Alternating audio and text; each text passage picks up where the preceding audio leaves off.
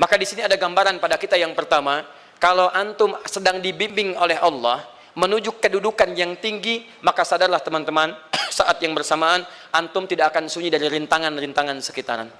Catat itu baik-baik. Anda kedudukan biasa, naik luar biasa, maka hambatannya itu akan semakin meningkat, tidak sama dengan sebelumnya. Anda orang kecil, diuji dengan ujian kecil. Anda orang menengah, diuji dengan ujian menengah. Anda kedudukan yang tinggi, maka akan diuji dengan kedudukan yang lebih tinggi lagi. Maaf, Allah tidak akan menguji dedaunan dengan angin yang menerpa akar. Pasti berbeda.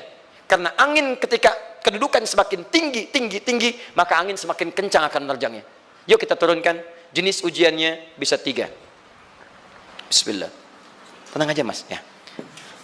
Antum lihat aja, tulis ya, biar saya ngapus, insyaallah. Perhatikan baik-baik, sini. Kedudukan bersanding dengan ujian. Kalau rumus fisikanya, F berbanding lurus dengan P. Gaya berbanding lurus dengan tekanan.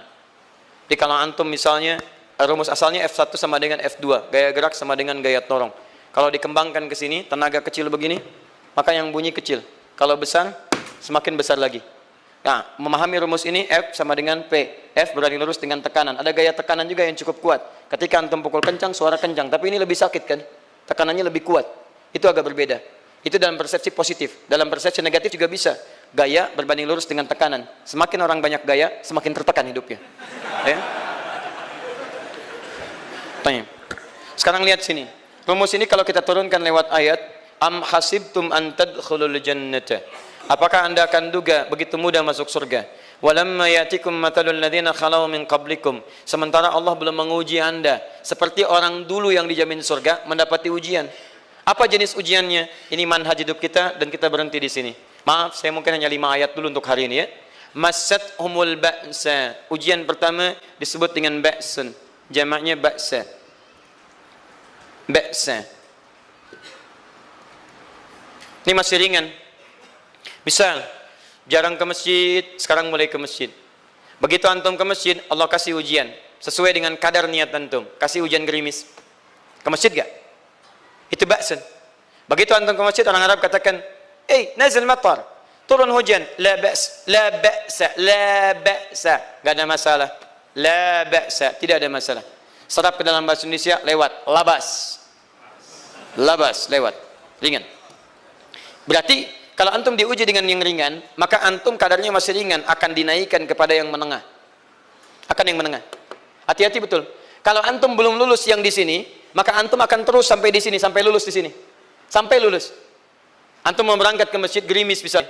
Tiba-tiba nggak jadi di rumah. Istri antum mengatakan, Pak kok nggak ke masjid? Hujan mah, kan cuman gerimis. Takut teriak, Masya Allah. Padahal antum misalnya belum kuat untuk berangkat. Maka antum akan terus diuji di sini. Lihat rumusnya, Quran surah kedua ayat 286.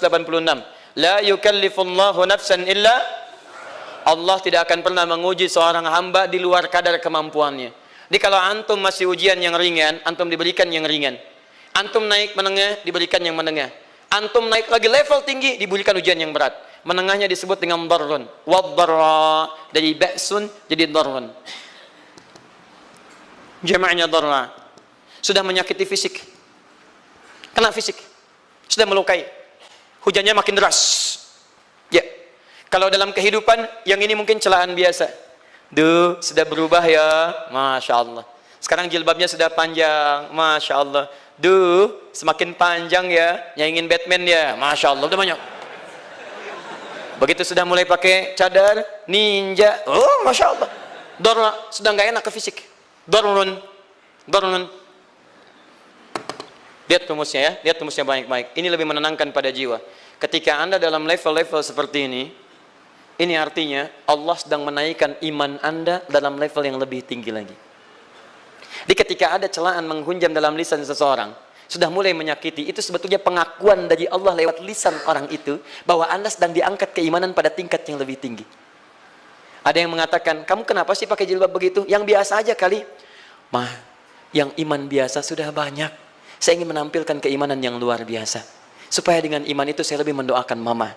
Saya menampakkan amalan-amalan. Mudah-mudahan pahalanya bisa buat mama. Masuk dengan bahasa yang baik.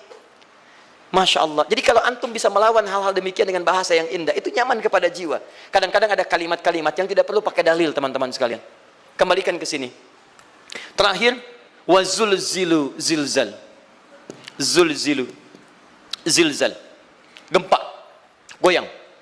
Dia ada ujian yang bisa menggoyangkan diri kita, membuat gempa hati kita. Antum sudah nggak kuat, kadang-kadang jalan sempoyongan, padahal nggak ada gempa di luar, cuman hati kita kayak kena goncangan. Diserang sana, serang sini, nggak bisa tidur, nggak bisa makan, tawarin ini susah, itu susah. Wazulzilu.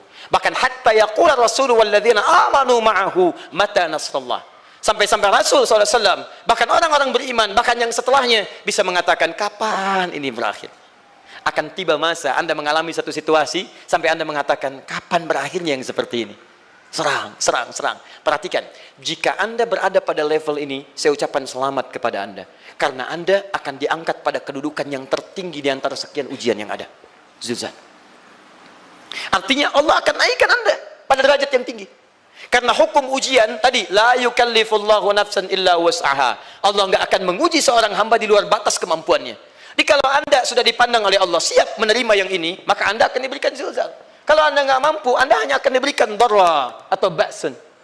Dimohon maaf, kalau di antara jamaah yang hadir saat ini, Anda merasa sedang punya masalah yang berat, membuat hati Anda goyah, saya ucapkan pada Anda, dari sekian hamba Allah yang ada di muka bumi, cuman Anda yang diberikan itu. Artinya Allah akan mengangkat derajat Anda. Ayo bahagia. Dan yakinlah, bukan orang lain yang dititipkan, Anda yang diberikan. Allah percaya pada Anda, kenapa Anda tidak yakin? Bukan orang lain. Jadi mustahil Allah memberikan ujian berat kalau Anda nggak sanggup. Karena cuma Anda yang sanggup, Anda yang dikasih. Makanya jangan mengeluh. Jangan katakan, ya Allah, kenapa saya, Allah? Why me? Kata Allah, why not? Kamu yang bisa. Yang lain tidak. Dan tanpa harus Anda menuliskan status. Memang cuma saya yang sanggup. Oh, Masya Allah. Gak usah. Sadari. Kalau bukan sayang, Allah itu punya sifat adil. Gak mungkin menukar sesuatu di luar kadarnya. Antum tahu cicak? Halo? Jangan katakan wallahu alam, cicak. Cicak, baik. Bagaimana aktivitasnya? Merayap. Di mana? Dinding. Apa makanannya? Nyamuk. Nyamuk bagaimana aktivitasnya? Terbang. Pertanyaan saya, di mana keadilan Allah menjadikan makhluk yang merayap makanannya terbang? Kalau nyamuk masuk kategori pertama tadi, pintar dan tahu dirinya pintar, jadi mainan cicak. Cicak, ayo tangkap. Cicaknya cuma merayap, dianya terbang. Beruntungnya nggak ada nyamuk yang jenius. Tapi yang paling hebat, perhatikan bagaimana lisan orang tua kita menanamkan kalimat-kalimat untuk menanamkan tauhidullah subhanahu wa ta'ala. Cicak diam merayap. Perhatikan, yang Allah tuntut pada cicak, merayap kamu. Walaupun cuma diam-diam. Lihat baik-baik, diam merayap. Datang seekor, Masya Allah, ketika dia merayap, nyamuk datang. Lihat, bukan cicak mendatangi nyamuk, tapi nyamuk mendatangi cicak. Kalau cicak tidak merayap, mustahil nyamuknya datang. Allah hanya tunjukkan, kamu merayap ya, nyamuk datang. Sekalipun dia merayap, cuman diam-diam, nyamuknya datang. Jadi hukum Allah itu kalau dipatuhi, nikmat kehidupan. Cicak gak merayap, nyamuk gak datang. Cicak merayap, nyamuk datang. Datang seekor nyamuk. Setelah itu, silahkan. Jadi kalau kita teman-teman ikuti hukum Allah, mau berat, alhamdulillah. Mau ringan, alhamdulillah. Ya mau sedang, alhamdulillah. Begitu diangkat, artinya ada pengakuan dari Allah, iman kita akan diangkat. Cuman, bahasa Nabi Ya'qub alaihissalam kepada Yusuf alaihissalam, mesti ada persiapan dalam mengatasi itu semua. Tidak cukup hanya mendiamkan saja. Maka kata Nabi Ya'qub, jangan kisahkan dulu. Bikin dulu pemetaan-pemetaan untuk mudah mengatasi itu semua. Ini poinnya. Anda harus punya rencana.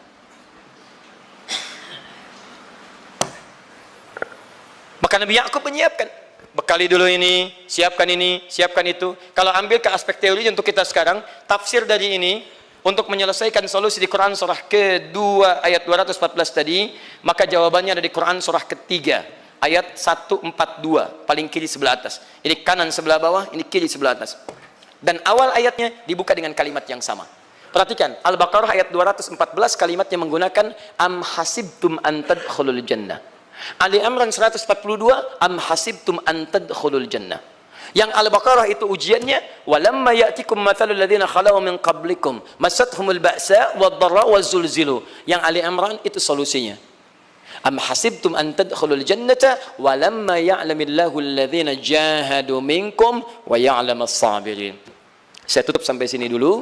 Teman-teman perhatikan, walamma, sedangkan Allah ya'lamillahu alladhina jahadu minkum, belum melihat kesungguhan Anda untuk mengatasi berbagai persoalan kehidupan itu.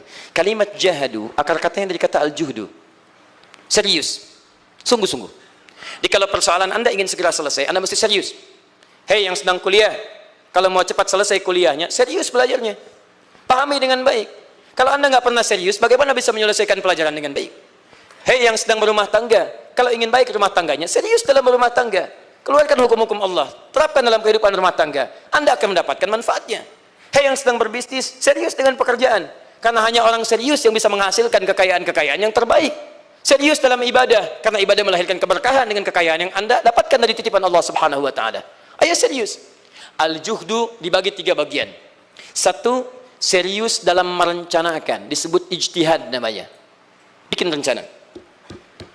Misal, maaf, tadi dalam keluarga, kalau diambil kedudukan Yusuf alaihissalam, antum tempatkan itu pada porsi pertama sebagai target. Misal, Yusuf diberikan kedudukan oleh Allah.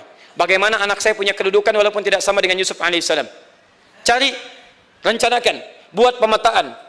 Di masa depan anak saya mesti punya kedudukan. Apa? Kalau dalam kedokteran, kedudukan dokter yang terbaik. Kalau dalam bisnis, pengusaha yang terbaik. Misal, kalau dalam pemerintahan, jangan tanggung-tanggung, jadi presiden, jadi itu.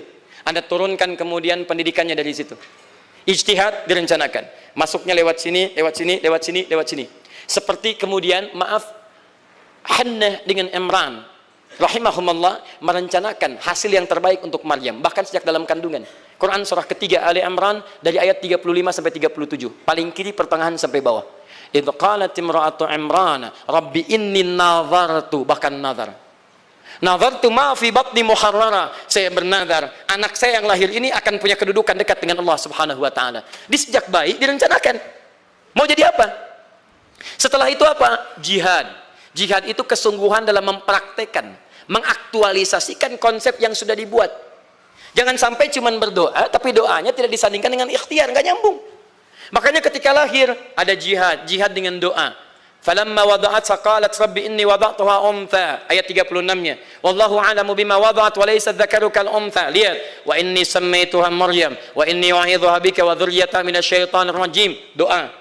Setelah berdoa apa? Teruskan. Bagian akhirnya ayat 37-nya. Maaf teman-teman, tidak cukup dengan doa. Karena Maryam masih dekat dengan Allah, punya kedudukan, dia mesti dirawat oleh orang yang paling saleh. Cari Nabi Zakaria, orang saleh. Mesti merawat. Tempatnya mesti netral dari keburukan, bikin mihrab. Jadi tempat dibuatkan, orang soleh merawat, doa dipanjatkan, doa berbanding lurus dengan ikhtiar. Apa yang terjadi? Ayat 37-nya. Fataqabbalaha rabbuha biqabulin hasanin wa ambataha nabatan hasana. Maka Allah Subhanahu wa taala menerima usaha orang tua ini. Doanya diterima, ikhtiarnya diterima. Jadi kalau antum mengambil ayat tadi, diterapkan dalam kehidupan, rencanakan teman-teman sekalian. Anak mau sekolah di mana? Mau jadi apa? Turunkan ke bawahnya. Oh, dia mau jadi dokter, dokter yang hafal Quran, turunkan. Pendidikannya di sini, di sini, di sini, di sini sampai paling kecilnya. Siapa gurunya yang dekat dengan Allah? Sekolahnya yang menjauhkan dari hal-hal keburukan, sampai satpamnya soleh, security-nya soleh, koperasinya orang-orang soleh, gurunya orang-orang soleh. Hadirkan. Kalau ikhtiarnya sudah nyambung dengan doa, maka fataqabbalallah, qabbalallah. Taqabbalaha rabbuha. Diterima Maryam, antum diterima. Di kadang-kadang yang nggak nyambung nih begini, doanya nggak nyambung dengan ikhtiar, itu masalahnya. Ya Allah mohon ya Rabb, jadikan anak saya rajin sholat, hafal Al-Quran, tapi ditempatkan di sekolah yang tidak pernah mengajarkan sholat, nggak nyambung. Ditempatkan di tempat yang tidak pernah mengajarkan Quran, tidak nyambung. Nggak ada kesamaan di situ. Maka Nabi Ya'qub alaihissalam memberikan gambaran kepada anaknya, nak, kamu akan punya kedudukan begini, hati-hati, setiap ada kedudukan akan ada rintangan, kamu harus punya rencana untuk merencanakan solusi-solusi terbaik untuk itu. Kemudian yang terakhir, ini yang paling hebat, mujahadah, perjuangan melawan emosi. Karena tidak sedikit tantangan itu, maaf, yang berat itu bukan menghadapi fisiknya, tapi menghadapi diri kita sendiri. Mau ke masjid, malas, itu yang susah dihadapi dibandingkan dengan hujan. Hujan ada payung, malas mau pakai apa? Maaf, menurun, semangat turun, malas datang, kecewa datang, pesimis datang, lawan, namanya mujahadah. Gabungkan ketiganya, isi dengan sabar. Wa ya'lamas sabirin. Manhaj itulah yang diberikan kepada Yusuf, sehingga Yusuf nanti mengalami tahapan-tahapan kehidupan sampai dengan beliau mencapai puncak tertinggi, disebut kemudian menjadi Al-Aziz, dan disitulah kemudian terbukti mimpinya setelah 40 tahun atau 80 tahun disebutkan dalam satu riwayat, maka terbuktilah mimpi ini punya kedudukan bapak ibunya beserta saudara-saudaranya sujud di hadapan Yusuf alaihi salam. Teman-teman, ini baru 5% dari pengajaran yang ada di surah Yusuf. Masih banyak hal yang lainnya. Bagaimana ketika mohon maaf bertemu dengan saudaranya. Saya kasih bocoran sedikit. 10 orang rapat di satu tempat untuk mencelakai Yusuf. Setelah mereka menyimpulkan bapaknya itu lebih perhatian kepada Yusuf. La Yusufu ahabbu ilaina. Yusuf itu lebih dicintai dibandingkan kita pada diri bapak kita. Bapak kita salah nih. Bapak kita salah. Masya Allah. Bapak kita sesat nih. Ya, inna abana lafi dhalalim mubin. Bapak kita sesat banget nih. Salah bapak nih. Ya harusnya kita yang dicintai, kita lebih kuat. Wa nahnu usbah, kita lebih hebat dibanding dia. Rapat teman-teman. Yang hebat begini, 10 orang rapat. Diajukan usulan untuk membunuh Yusuf. Saya mau tanya pada antum, kalau 10 orang rapat, 9 mengusulkan A, 1 mengusulkan B. Kira-kira yang diterima secara quorum 9 atau 1? 9. Ini bisa tertukar. Tertukar. Pembunuhan diusulkan, 9 orang condong. 1 orang mengusulkan, la taqtulu Yusuf, jangan bunuh Yusuf. Alqihi fi ghayabatil jubbi, yaltaqithu ba'du sayyarah. Cukup lemparkan dia ke tempat gelap. Kemudian di tempat itu akan lewat para kafilah, dia diambil dan menjauh dari kita. Yang penting kan Yusufnya nggak ada, supaya dosa kita nggak berat-berat amat. Yusufnya ambil, itu kan tujuan kita. Lihat baik-baik. Biasanya setan kalau sedang melakukan sesuatu itu nggak akan nanggung. Nodong bisa pembunuhan. Lempar bisa perampokan. Tapi ini yang aneh, kenapa 9 orang yang untuk membunuh itu tiba-tiba belok menyepakati rencana yang pertama? Yang 1 orang. 9 orang, 10 orang rapat, 9 punya A. Tiba-tiba yang 9 berpindah kepada yang B yang cuma 1 orang. Kenapa bisa terjadi? Ada rahasia di situ. Kapan rahasianya? Kapan-kapan kita bahas.